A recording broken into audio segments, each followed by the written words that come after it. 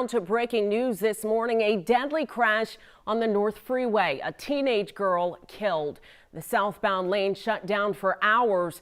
Harris County deputies say all this was due to a teen jumping from a moving car. Michelle Choi joins us live. Michelle, such a tragic story. Yeah, Kimberly, your heart just breaks for the mother of this teenage girl who was reportedly inside that moving car with her when deputies say the 15-year-old jumped out of it. They say she was then hit by another car that just kept going.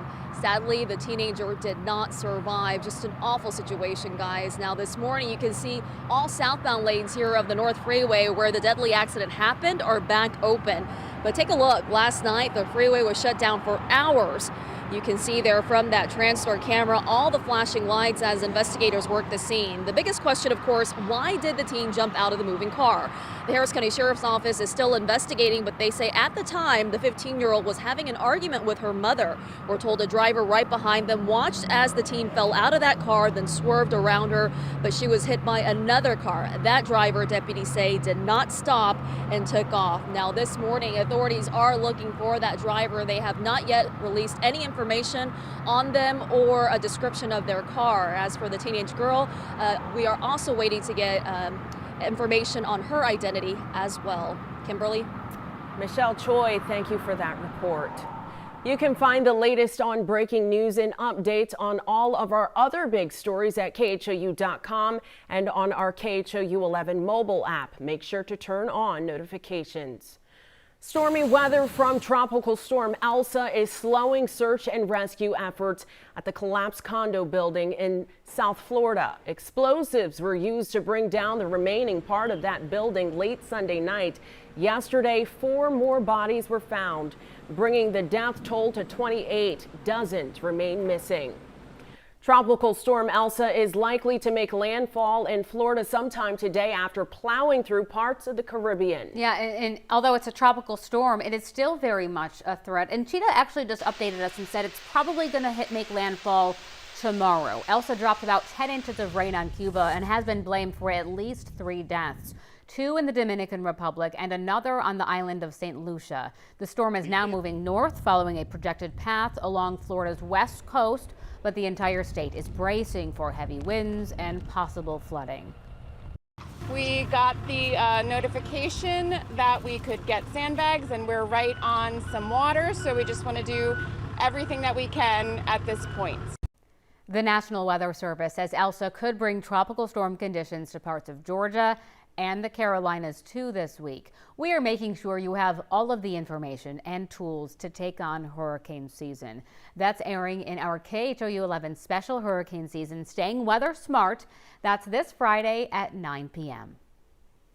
This morning, members of a Houston family are stuck in South America, unable to get home. They are trapped after tighter last-minute COVID restrictions went into effect in the middle of their trip. Land borders are now closed and airlines are cutting back flights. Now the family is desperate for help to get back to Houston. Here's Marcelino Benito.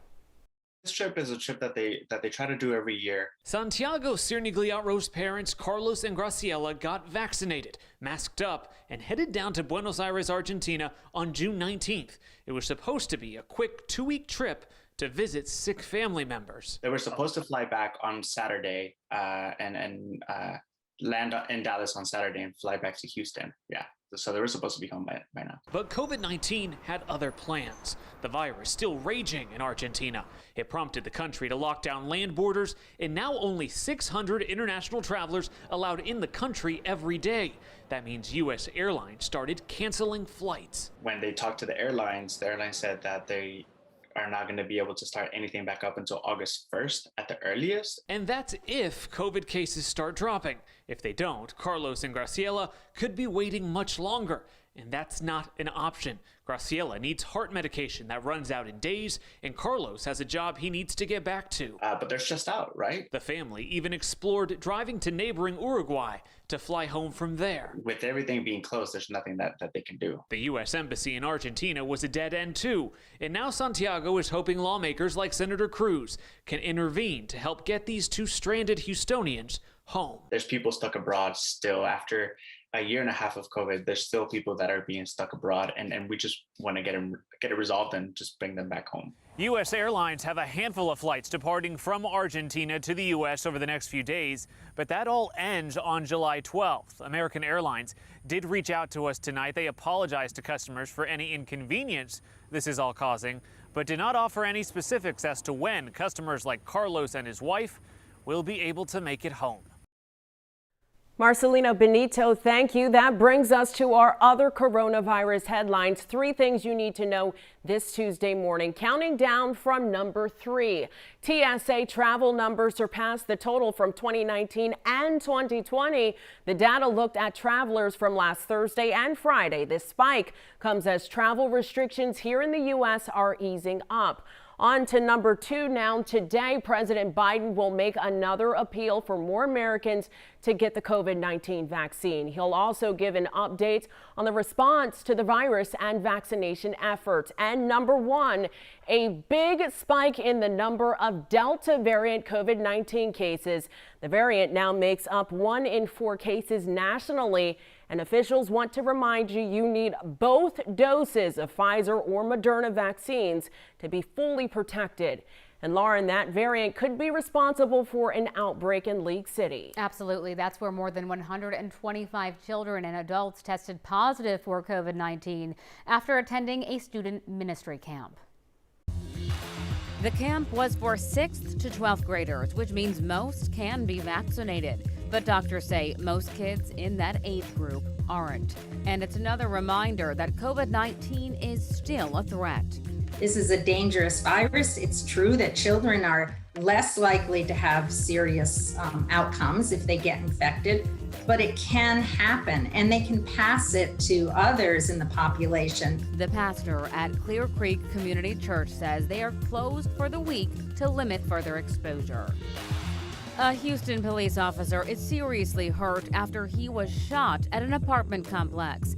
Police say a woman called 911 after getting into an argument with a neighbor. When officers arrived, they say the neighbor came out of his apartment firing, hitting an officer in the arm and torso. That shooter was arrested. A terrifying crash in North Harris County. A Harris County constable says a driver ran a red light, then slammed into the main chick food truck. Ali Nasser says one of his employees flew back into a fryer filled with boiling hot cooking oil. That oil splattered the limbs of 2 other workers. These guys are going to be out of work for a little bit now. There is now a GoFundMe to help the employees hurt in the crash. Felony charges for catalytic converter thieves, the crime on the rise across Texas. Last month, Governor Greg Abbott signed a bill that would make buying or selling stolen catalytic converters a felony. The bill goes into effect on September 1st. All right, let's talk about the one thing you need to know in weather. We are starting off this morning with scattered storms, especially southwest of town, inside town, and really north and east. Not that big of a deal, but area-wide rain ramps up for your afternoon hours, and we keep it pretty healthy for the rest of the week. And even this weekend, get this, over the next 10 days, we do not have a dry day ahead of us. Lauren, I'll send it over to you. Oh, my goodness.